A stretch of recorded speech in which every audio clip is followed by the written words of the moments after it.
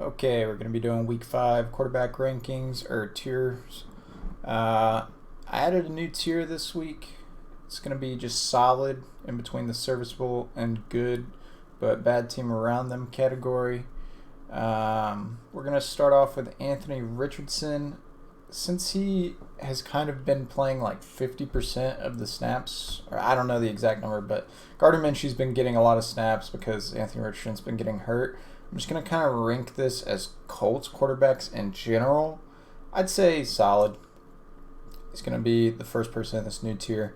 Gardner Minshew, I would say, is better at passing, but I think Anthony Richardson's the better overall player just because he's a little bit inaccurate at times, especially if you look at his college stats, which is the majority of the stats that we have to look at him for. But as far as the NFL so far, he's still had some accuracy issues, just not nearly as bad as college. Okay, Baker Mayfield did not play this week, but he's been solid. Brock Purdy, I'm making this video before Sunday Night Football because I actually have some stuff going on for the next couple of days. I'm just not going to have time to be able to make this video tomorrow or Tuesday, which would be ideal. Ideally, I'd do it Tuesday because then I've seen all the quarterbacks play. But unfortunately, I have to do it today. Brock Purdy obviously can win a playoff game. He's done it before. Bryce Young is the worst quarterback in the league. I'm a Panthers fan, and I am just completely depressed.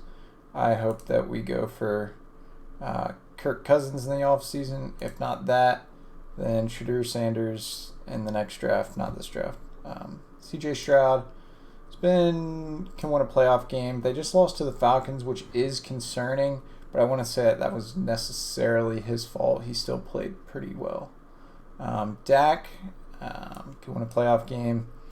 I think pretty much no matter what happens, luckily we got a good Sunday night game between the 49ers and the Cowboys. I think pretty much no matter what happens tonight, I will still have either of these and they can win a playoff game. Just because, one, they've both done it before, and two, losing to either team isn't necessarily an indictment on them. Unless Dak throws like 5 interceptions or Brock Purdy fumbles the ball 8 times, I'm not going to really change my thoughts on them. Okay, so last week I made the video before Daniel Jones played Monday Night Football and got sacked, 10 or 11 times and was just terrible, which part of that is the offensive line, but I have to put him in bad for this season. He's going way down. He's just been not good. And also, I don't know why all of these are the same color. Sorry about that. I just realized that, but it's okay. It's not a big deal. Derek Carr, he's been serviceable. I wouldn't say he's been solid. He's definitely underperformed for what the Saints wanted when they signed him. But they're winning games. I think they're 3-2 now, right? After beating the Patriots. They beat the Patriots 34-0, which it sounds great, but the Patriots this year have been awful. I think Patriots and Belichick will probably go their separate ways this offseason, and I think Mac Jones will either get one more shot with a new head coach, depending on how he goes the rest of the year, or if he keeps playing the way he's been playing, he'll probably get replaced. Deshaun Watson, Browns had a bye this week. I think I said he was serviceable last week. I would tend to agree with that. I want to say he's quite solid yet. Desmond Ridder, bad, even though they won. I don't think he is the reason they won, although I will say he had a really good game. So maybe he is the reason they won. It's probably one of his best games in the NFL yet. Geno Smith, another team with a bye this week. I'd say he's been solid. He can win a playoff game. It's close. Just because they have a bye, I'm just going to keep him at solid. But I think that if the Seahawks keep doing good and he keeps doing good, he'll definitely move up to can win a playoff game. Jalen Hurts can win a playoff game, clearly. I should rename this tier. We'll see in the coming weeks if I want to rename this, just as the season goes on, because this was more of a early season tier kind of thing. But we'll see. I might need to rename that to great or exceeding expectations or something like that. I don't know. But we'll see. Jalen Hurts definitely up there and can win a playoff game this year. Jared Goff can win a playoff game this year. He's that caliber. Jimmy G, bad.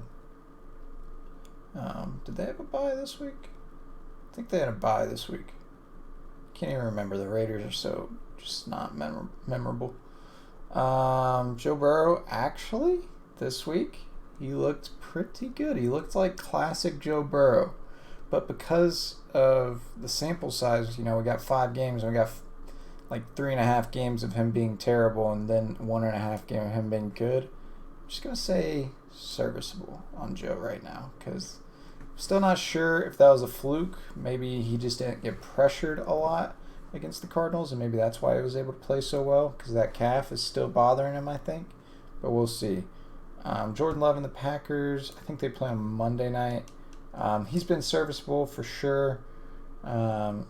He's had a few mistakes that prevent him from going into the solid tier, though. Josh Allen, MVP candidate. Lost to the Jags in London, but the Jags have been there for the 2nd week in a row. So they didn't really have any jet lag or anything like that.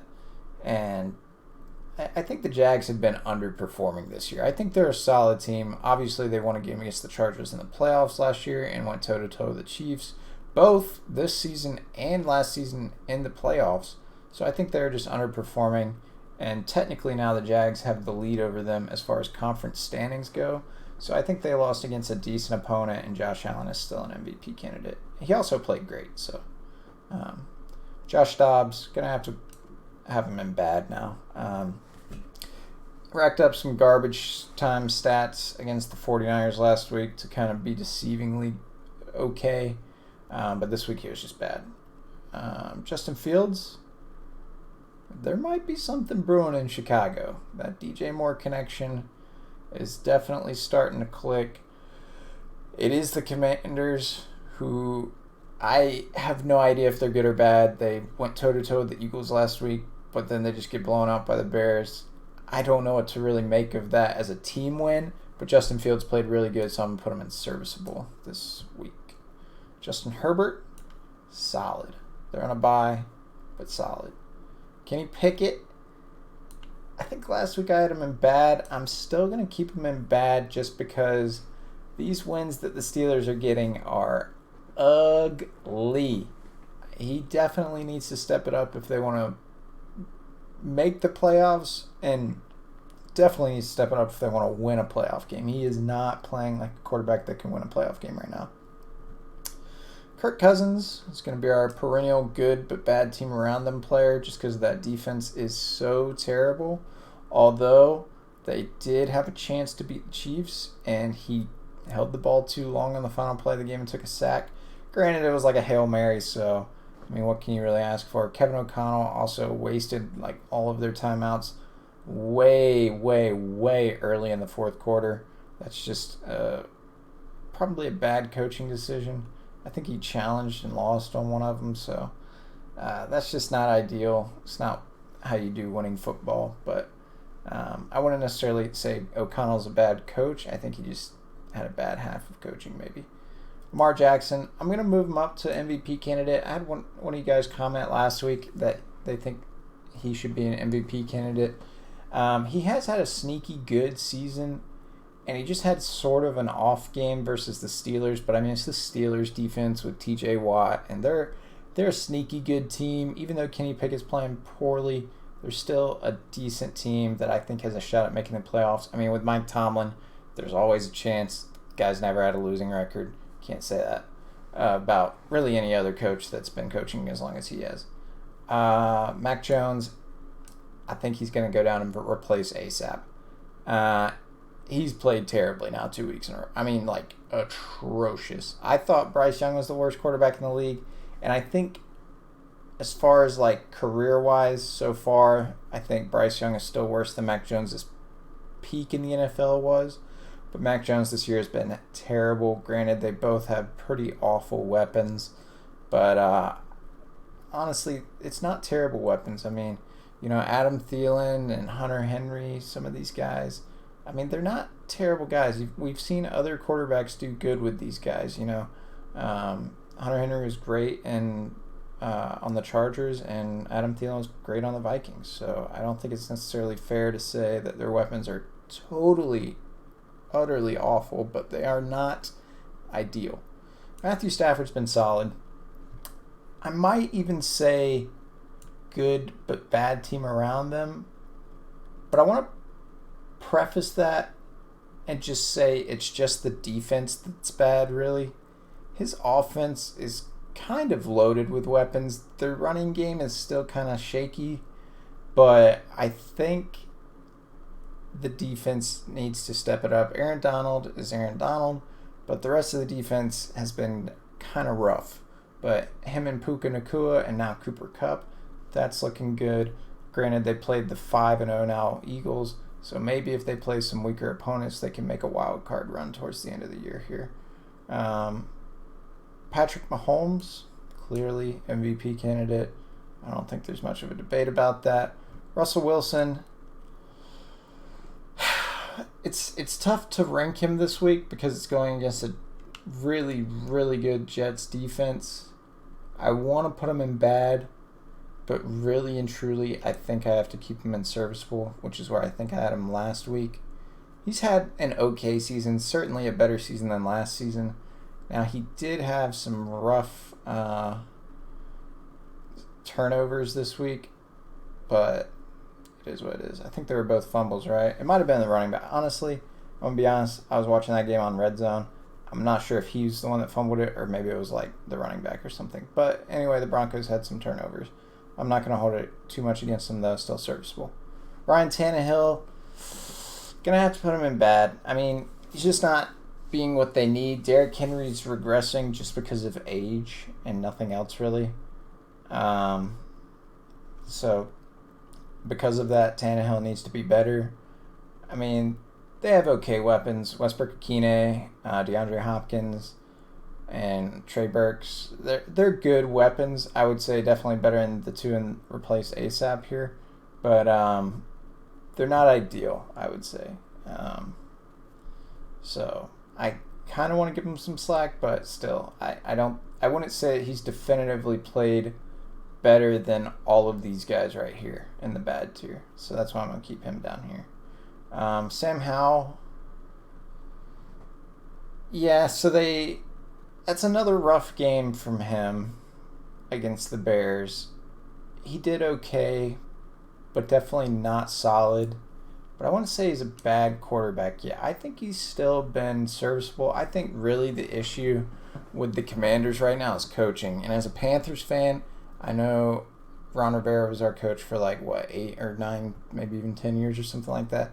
He is such a mediocre coach. I love him to death. Riverboat Ron was a big name down here when he was here. But I don't know. He's had 2 really great seasons, and then he's had some average seasons pretty much for the rest of his career. He's a perennial wild card coach. Just never really a division winner. Maybe a few times. Anyway, Trevor Lawrence, he's looking like he can win a playoff game now. He's had some bounce back games. Looked great against the Bills. I'm just going to put him up there. That might be jumping the gun a little bit. Actually, yeah.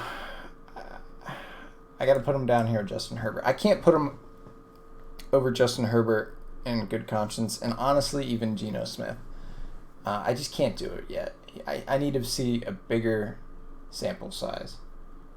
Tua, MVP candidate. And Zach Wilson, last but not least, shockingly. I don't think obviously they've replaced him, but I'm just going to go with his performance over the last 2 weeks. Let's move him up to bad. Not serviceable, but bad. He's had some decent play in these last 2 weeks against a good Chiefs defense and what was last year a good Broncos defense. I know it's terrible this year, but still, he got picked off by Pat Surtain. However, that pick was kind of his fault, but not really. It went through, I think it was Garrett Wilson's hands. It was a 50-50 ball. Could have gone either way. But anyway, that's week 5's quarterback tiers. I'm going to be trying to make some other videos just whenever I have time in the coming weeks. I'm not sure exactly what I'm going to do them on. I have a few ideas, but if you have anything that you really want to see in particular, just let me know in the comments. As always, I'm going to put a link to this tier list creator thing on tiermaker.com in the comments, so you can make your own comments and send them to me on Twitter @BallHogPlus. Thanks for watching. Like and subscribe.